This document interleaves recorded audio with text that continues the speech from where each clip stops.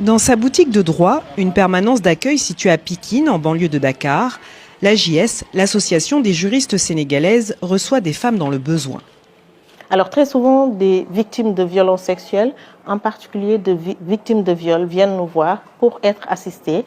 L'AJS représente la fillette de 9 ans, enceinte à la suite de viol de son maître coranique. L'affaire est actuellement en instruction.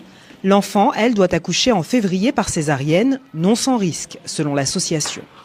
Le cas mobilise les militantes sur la question du droit à l'avortement pour les victimes de viol et d'inceste. On est toujours pour qu'on puisse sanctionner l'avortement clandestin.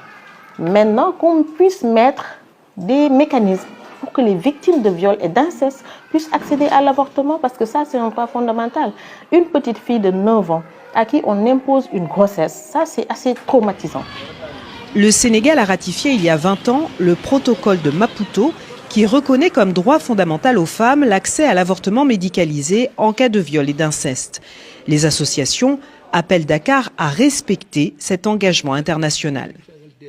Nous sommes dans l'optimisme que le gouvernement allait passer à la vitesse supérieure, juste qu'il y ait un décret d'application ou qu'une nouvelle loi beaucoup plus engageante puisse être votée dans les meilleurs délais avec la nouvelle Assemblée. Le gouvernement, de son côté, n'a pas donné suite à notre demande d'entretien. Dans un récent rapport, la FIDH, la Fédération internationale des droits de l'homme, rappelle que l'avortement et l'infanticide sont la deuxième cause d'incarcération des femmes et des filles dans le pays.